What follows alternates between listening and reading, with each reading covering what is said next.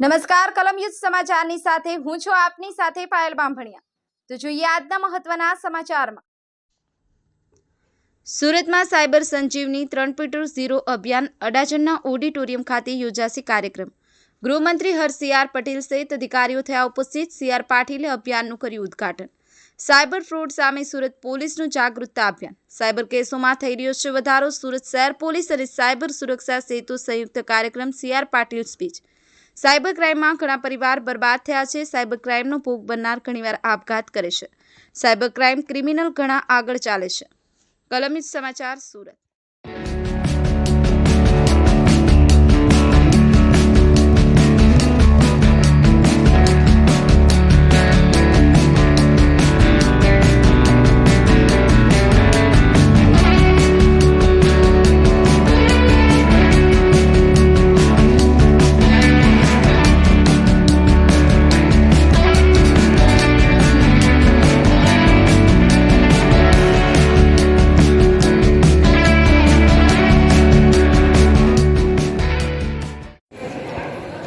મારા ફેસનો ઉપયોગ કરીને મારો વિડીયો બનાવ્યો અને મારો મજાક બનાવ્યો।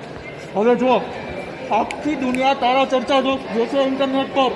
હવે તારો વિડીયો હું વાયરલ કરી દઈશ અને જો આવું ના થવા દેવું હોય ને તો અત્યારે ને અત્યારે મને 5 લાખ રૂપિયા, નહીં તો તારો ખેલ તો ખતમ। કોઈ પરિસ્થિતિ આવે તો ગભરાયા વગર સાયબર ક્રાઇમ હેલ્પલાઇન નંબર 1930 ઉપર કોલ કરો અને નજીકના સાયબર ક્રાઇમ પોલીસ સ્ટેશનનો સંપર્ક કરો। ગભરાશો નહીં, તમારી સુરક્ષા તમારા હાથમાં। શ્રી ગોવિંદભાઈ ધોળકિયાજી, લોકસભાના અમારા સાથી સાંસદ શ્રી મુકેશભાઈ દલાલ, રાજ્ય સરકારના મંત્રી શ્રી મુકેશભાઈ પટેલ, ધારાસભ્યશ્રીઓ શ્રી પ્રવીણભાઈ ઘોઘારી, શ્રી મનુભાઈ પટેલ, માન્ય પોલીસ કમિશનરશ્રી, સૌ અધિકારીશ્રીઓ, પોલીસ કર્મચારીશ્રીઓ અને અહીં સૌ આમંત્રિત સૌ ઉપસ્થિત ભાઈઓ અને બહેનો, સાયબર સંજીવની 3ની જરૂરિયાત કેમ પડી એની ખૂબ વિગતવાર ચર્ચા આપણને હર્ષભાઈએ કરી છે। હું તો પોતે પોલીસમાં હતો ત્યારે એક બોર્ડ લાગતો હતો, મે આઈ હેલ્પ યુ। એના જેવો મજાકનો કોઈ બોર્ડ આજ દિન સુધી જોયું જ નથી, કેમ કે એનામાં કોઈને ત્યારે વિશ્વાસ જ નહોતો। પણ આજે જ્યારે આપણે સાયબર સંજીવની 3ના કાર્યક્રમમાં આવીએ છીએ ત્યારે પૂરા પોલીસ પર વિશ્વાસ સાથે આવીએ છીએ અને પોલીસે વિશ્વાસ પ્રસ્થાપિત કરવા માટે કેટલો સંઘર્ષ કર્યો હશે, કેટલી તૈયારી કરી હશે, ત્યારે આ વિશ્વાસ બની શક્યો છે અને એના માટે આખા ડિપાર્ટમેન્ટને ખૂબ ખૂબ અભિનંદન આપું છું। હર્ષભાઈ એના પાછળ જે મહેનત કરી છે એના માટે હર્ષભાઈને પણ ખૂબ ખૂબ અભિનંદન આપું છું।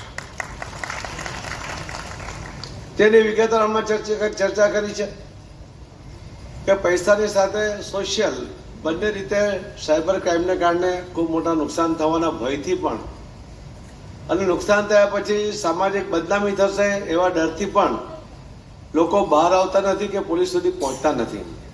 પણ જ્યારે મિત્રો સાથે વાત કરે છે ત્યારે એને પોલીસ પાસે જવાની સલાહ મળે છે, પણ તે દરમિયાન એનો સમય વહી જતો હોય છે અને તેમ હર્ષભાઈ કહ્યું કે પોલીસ પાસે કોઈ જાદુઈ લાકડી નથી અને સાયબર ક્રાઇમ એવું છે કે એમાં રિકવરી કરવી ખૂબ જ મુશ્કેલ કામ છે। હજુ પણ એમાં આવી જાય તો એનાથી ડરવાની કઈ જરૂર નથી। સામાન્ય રીતે ન્યૂડ કોલ આવે એટલે વ્યક્તિ 5, 25, 50,000 લાખ રૂપિયા પોલીસ સ્ટેશનમાં કયા વગર જ આપવાની શરૂઆત કરી લે છે। એ જે રૂપિયા આપો છો ને તમે, એના કારણે અનેક યુવાનોને સાયબર ક્રાઇમ રિલેટેડ જે કમાની એટલી ઝડપથી દેખાવા માંડી છે કે તમારા આપેલા રૂપિયાના કારણે બીજા બી લોકો આના ભોગ બને છે।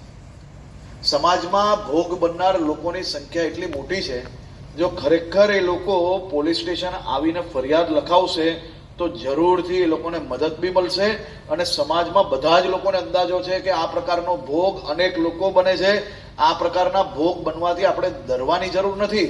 સમાજમાં નિડરતાથી બહાર આવવું જોઈએ કે ભાઈ તે મને ફોન કર્યો છે પરંતુ હું તારી સામે ફરિયાદ કરવાનો છું, 1 રૂપિયો બી નથી આપવાનો, જે થાય એ કરી લે। આ હિંમત જોડે આપણે બહાર આવવું પડશે, ત્યારે આવા લોકોને રોકી શકશો। આપણે માત્ર અંદર વાતો કરશો, આ પ્રકારની ઘટનાઓ બને છે, કંઈ થતું નથી, આ પ્રકારનું આ થાય છે, કંઈ બનતું નથી, કઈ રીતે થાય?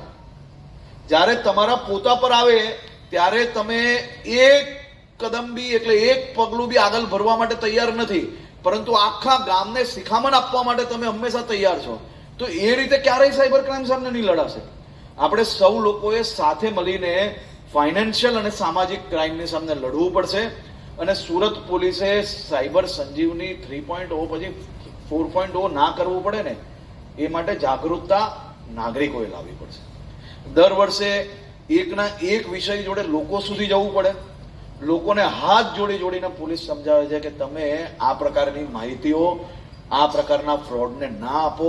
તો બી દરરોજ ભણેલા ગણેલા હોશિયાર લોકો, ધનવાન લોકોને બી જેની પાસે બધી જ વ્યવસ્થાઓ છે, એ બી એકના બે કરવાના કિસ્સાઓની અંદર અનેક કિસ્સાઓ સુરત અને રાજ્યભરની અંદર નજરે આવ્યા છે. આ કેની લાલચ અને આ લોભ કેના માટે હોય? આ લોભમાંથી બહાર આવશો તો જ સાયબરથી આપણે બચી શકશો. મારી આપ સૌને વિનંતી છે કે આ કિસ્સાઓ